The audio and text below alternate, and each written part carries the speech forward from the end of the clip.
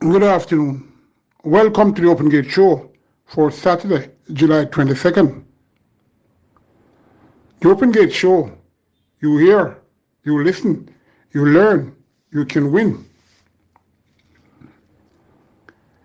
The Open Gate Show host ain't a Mutty Perkins, Carl Stone, Ronnie Thwaites, or the likes.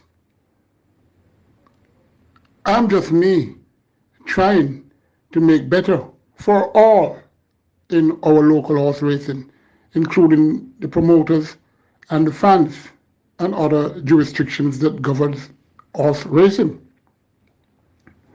A 27 million purse increase was offered by Supreme Ventures Racing Entertainment Limited, which creates $33,750 for each race to share for first to sixth place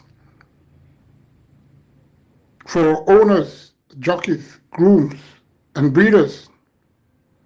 The Open Gate Show has been projecting from 2 years ago how a reasonable increase could be had. The $27 million offered, if you scrap the incentive competition, which amasses $18 million annually, put that on the 27 million, and that's $45 million. Surely the incentive competition helps only those who are earning, whereby adding that to the purse, all would gain instead of just a segmented few. Okay, we're at $45 million. The fixed odds betting, no one knows really what is happening. And just say they could contribute, say, $20 million. That is $65 million. Getting close to 100 million, don't it? Some way, somehow, the promoting company could go near that $100 million that is being proposed by not only the United Racehorse Traders Association, but also TOBA. For whatever reason, they were reluctant to even add $1 million to the purse structure. Chances are they are waiting for something.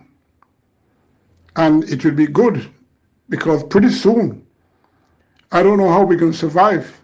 Oh yes, horse racing is in our vein, and we will find a way. It ain't easy to fly with a broken wing, and that goes for those who withheld their nominations for the race meet at Caymanas Park for tomorrow. And surely, Supreme Ventures Racing Entertainment Limited will feel the effects of flying with the injured wing as well. For SVREL, it's better to have 6 races with the vast span of simulcast racing from overseas, where at least it can help to pay their staff. Who will bet tomorrow? Well, those who supported the owners and trainers that didn't nominate. I'm sure 96% of that lot will be betting on the horses tomorrow. If the protest lasted one more day or even a few more, it would be very, very interesting what would have happened. The most famous question ever asked since mankind existed: who do you want, Jesus Christ of Nazareth, who I find no fault with, or Barabbas, the criminal who has done you all bad? The people cried, give us Barabbas and kill Jesus Christ. Now what after July 22nd for those who withheld their horses from running in a race, so SVREL and the fixed odds people can gain? Well, I'm a point to think a full race card will be on next week, A certain kind of people don't need to have a cause to nominate, except needing to survive.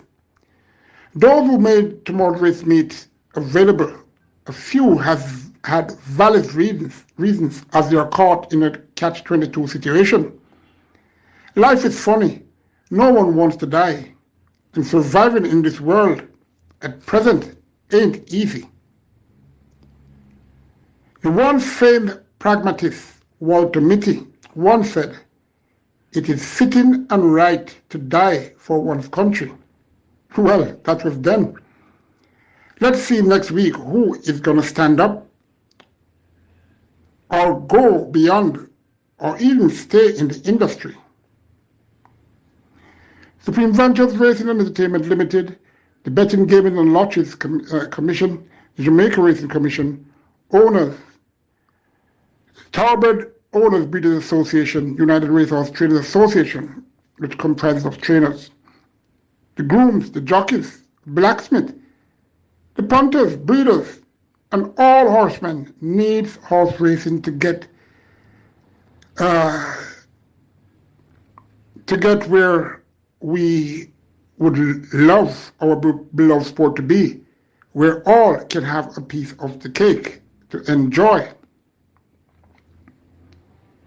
Our jockeys are going away. I'm informed that Anthony Thomas and Relish Roman maybe will be leaving in a few days' time. Some owners and breeders too are leaving and are considering leaving. Supreme Ventures Racing Entertainment Limited need to take advice from creative minds on how to get back our horse racing in at a level where it is enjoyable and we have good owners, jockeys, and trainers and horses. Instead, they are concentrating on the punters alone to bet. Well, I, for one, said, give them time. They have to start somewhere. But time is moving fast, and it's over 5 years now. I don't know what's going to happen in the coming year. I don't know if the hierarchy of the promoting company and mother company, SVL, Supreme Ventures Limited, are meeting to try and satisfy, at least to a level, at least to reveal that, okay, we can do this, and next 6 months or next year we can do that, and put it in black and white. We need a life in our horse racing. We don't have people who will stand up for long due to what they are. And to those who intend to stand up for another race meet or 2 or 3, I applaud you all. But do not chastise those who will be nominated next week and the time to come. Survival is the key. I hope I'm understood and not misunderstood. Okay, we have 6 races. Post time starts approximately 1:45 p.m. And the first race has 10 declared. It's a restricted allowance 5. A native bred 5 is and up who has only won once, and imported 4 is and up who remains a maiden. 1,400 meters or 7 furlongs. They'll be going. Number 1, Select Me. First of 3 here for Patrick Lynch, and 1 who is expected to fight this out. Number 3, Aaron, ran on to better another wave and Millennium Star on the 25th of June. Look out for her. Well, that was the last time she ran. It was a maiden win, going 5.5 furlongs. Stretching out and looking happy in the mornings, and should have a say in the mid or lower exotics in this 10-horse race. Number 4, Jungle Boogie. Not much boogie going on in the jungle. Well, he's nicely in at the handicaps, and has been in the non-winner of two class for quite a while, and has a chance now to keep a party. Number 5, Potential, run well enough when up in grade, and after that maiden win against a tough set, and that was way back on the 29th of April, going 6.5 furlongs, finishing, ran evenly to finish 5th, 8.25 lengths to Cheese. My friend get a Pepsi and Rani Bangari. Any one of those horses in this race would have done very well. Number 7, Salud, credit to trainer Ryan Darby. This filly has been earning her keep, even though racing it plenty. Number 8, Cottonwood Catty, been a while, she ain't a factor to get in the top 3. Ryan Darby is one that normally creates an upset, and he has 2 entries here. Only the money is right, this one. Number 9, Print Quality, the one to beat according to the track and pool preview. He could be correct. Let's see. Number 10, Bigman Biden, should be fitting now. And with those 2 recent runs, well, maybe. Number 3, Heron, and number 4, Salud, will make him uncomfortable on the headlines, and he could falter. But anyway, number 4, Jungle Boogie. Number 1, Select Me. Number 9, Print Quality. Number 10, Bigman Biden. Number 5, Potential. Race 2. 8 declared. It's a restricted maiden condition race for native trails and up for horses who have not earned 280,000 in their lifetime so far. 1,100 meters or 5.5 furlongs. Number 2, the Bee's Knees, one of 2 here for trainer Richard Azan. Last 3 races this horse ran, she found, well, she got support on the board. She seems not liking the straight, and only needs to reproduce that run on the 27th of May, going 6 furlongs, where she ran on to get within a length and 3/4 to California Gold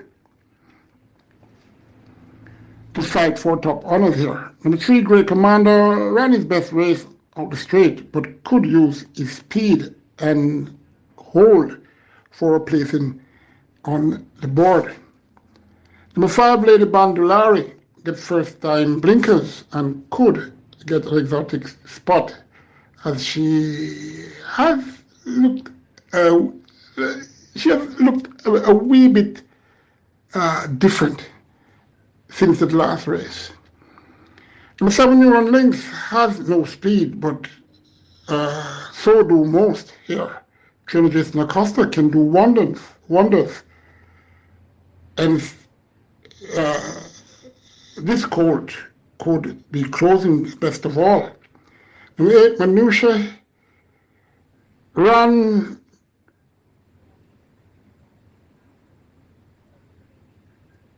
run 3 times,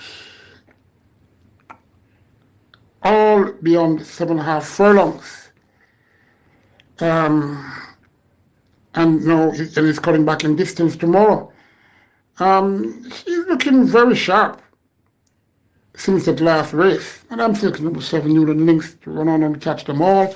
From number 2, the Bee's Knees. Number 8, and Minutia. Number, where am I?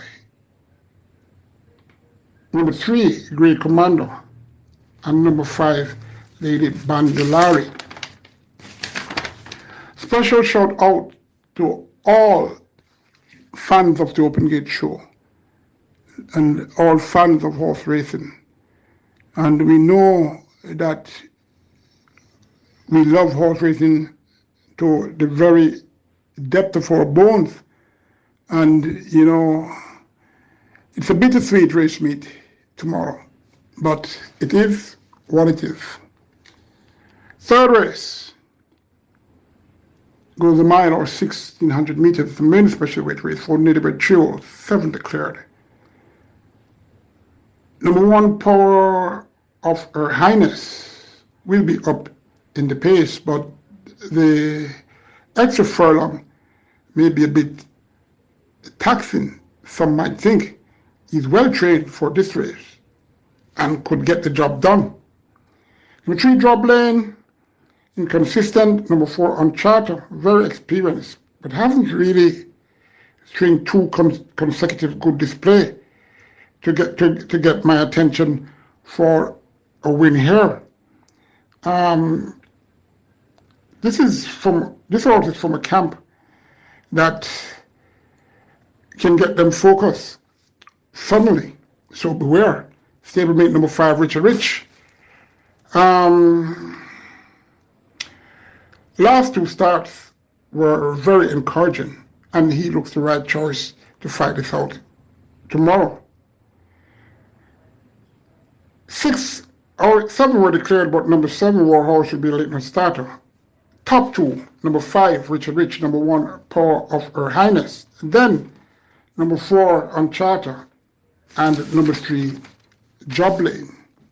Remember, the Open Gate Show, you listen, you hear, you learn, you should win. Subscribe to the Open Gate Show on YouTube. There's so much to listen and to hear. Race 4 goes 1,000 meters round, or 5 furlongs round. It's a restricted allowance 2. Eligible are native bred trios who have only won 1 race and imported trios and up who remains a maiden 8 declared. Number 2, Running Glory. On her second start of a long hiatus, tumbled, and the last time he raced has looked a different filly since that, and will be a tough contender. Number 4, Pretty Caroline, 1 of 3 here for trainer Patrick Lynch. She could run well. Number 5, Joyce Golden, been showing speed since the figure 8 was a fix. Number 7, Burlap, has done nothing since breaking his maiden on debut. Looking vastly improved with the tongue tie. That workout on Sunday, the 16th of July, out the straight, 4 furlongs, 40 and 3/5, was very fluent and easy. The figure 8, the tongue tie rather, is on for the first time. So too Alan Mirage, who maybe was the one who figured that this horse needs a tongue tie. Number 2, Running Glory. Number 7, Burlap. Number 5, Joyce Golden. Number 4, Pretty Caroline. The penultimate race, race 5, 6.5 furlongs, 1,300 meters, 8 declared. It's a restricted stakes race. For imported trios and up was only won twice, and native bred 3 and foils was only won 3 races. Number 1, Major Danger, lost when the tongue tie was back on. He has never won with the tongue tie, and the 2 races that he ran and won were without. Trainer Anthony Dixon is quite capable to retune this US bred colt, and I'm expecting a good race from this one comes tomorrow.